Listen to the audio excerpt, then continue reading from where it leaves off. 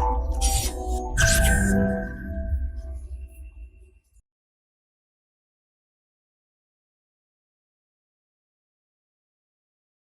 Friends, this is Gautam Pandey coming up with the next round of बस 5 minute. तो आज के बस 5 मिनट में हम नए टॉपिक को डिस्कस करने वाले हैं जिसका नाम है IHU B.1.640.2। तो फर्स्ट ऑफ ऑल ये समझ लेते हैं कि आखिर ये न्यूज़ में क्यों है। देखिए, रिसेंटली फ्रांस के एक सिटी में कोविड-19 के नए वेरिएंट की खोज हुई है और इसे फ्रांस की गवर्नमेंट ने भी कंफर्म कर दिया है। और साथ ही साथ अगर बात करें हम तो WHO ने भी कंफर्म कर दिया है कि कोविड-19 के एक नए वेरिएंट की खोज हुई है जो कि फ्रांस में मिला है। तो इस वेरिएंट के विषय में समझते हैं जरा। देखिए सबसे पहले समझते हैं इस वेरिएंट का पूरा नाम क्या है। ये जैसा कि हमने कहा, इसका पूरा नाम है IHU B.1.640.2। और ये जो हमारा अभी तक का लेटेस्ट वेरिएंट था ओमिक्रॉन, ये उससे भी ज़्यादा खतरनाक है क्योंकि इसमें जो म्यूटेशंस नंबर हैं वो ओमिक्रॉन से ज़्यादा देखने को मिल रहे हैं। और इसकी डिस्कवरी किसने की है? इसे डिस्कवर किया है फ्रांस की एक मेडिटेरियन इन्फेक्शन हॉस्पिटल है, वहाँ के कुछ रिसर्चर्स ने ही इस वेरिएंट को खोजा है।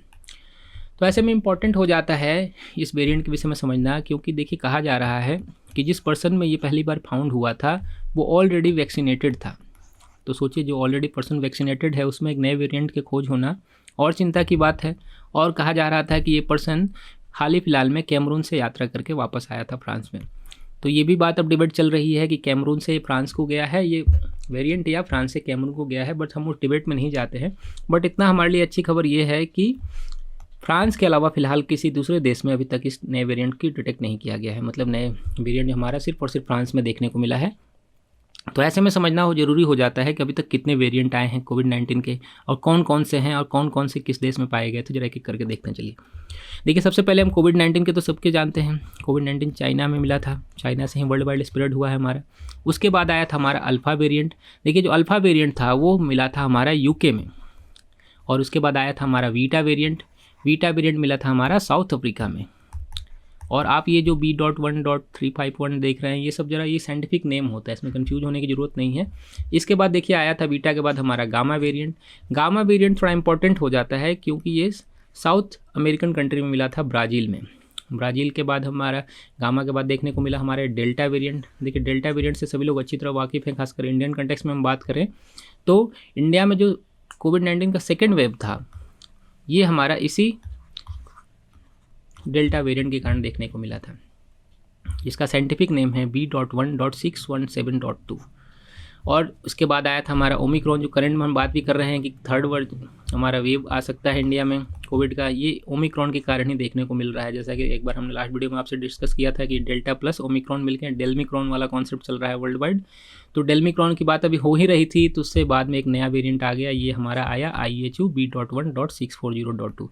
देखिए, कहा जा रहा है कि इस वेरिएंट की खोज दिसंबर में ही हो गई थी फ्रांस में, बट अभी कंफर्म किया गया है इसे।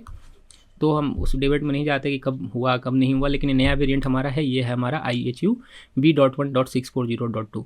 तो जरा ये इंपॉर्टेंट ये समझना हो जाता है कि नए वेरिएंट बनते कैसे हैं। देखिए, हमने कहा कि म्यूटेशन होता है, बार बार ये चर्चा निकल कर आती है कि जो भी वायरस होते हैं वो म्यूटेट करते हैं और नए वेरिएंट की खोज हो जाती है, नया वेरिएंट बन जाता है। तो ऐसे में ये म्यूटेशन क्या होता है, इसको जरा समझते हैं। देखिए, तो देखिए जो हमारा म्यूटेशन है उसके विषय में समझते हैं। देखिए, म्यूटेशन जब भी कोई वायरस हमारे बॉडी में इंटर करता है, सबसे पहला इंपॉर्टेंट उसका काम होता है वो अपने नए नंबर्स बढ़ाता है। जैसे आपने बॉडी में इंटर किया वायरस, वो आपके जितने भी ऑर्गन्स हैं उन पर अटैक करने की कोशिश करता है और अपने नंबर्स बढ़ाने की कोशिश करता है। इस नंबर्स को बढ़ाने के लिए वो रेप्लिकेशन का सहारा लेता है।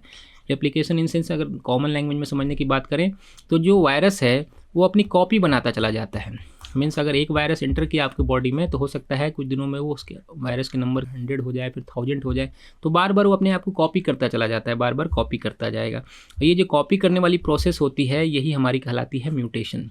और इस कॉपी करने से देखिए, ऐसा नहीं जैसे पहले अल्फ़ा हमारा आया तो अल्फ़ा ने बार बार कॉपी किया अपने आप को, तो जब कोई ज़रूरी नहीं है कि बार बार जब वो कॉपी करे तो एग्जैक्ट कॉपी ही हो जाए।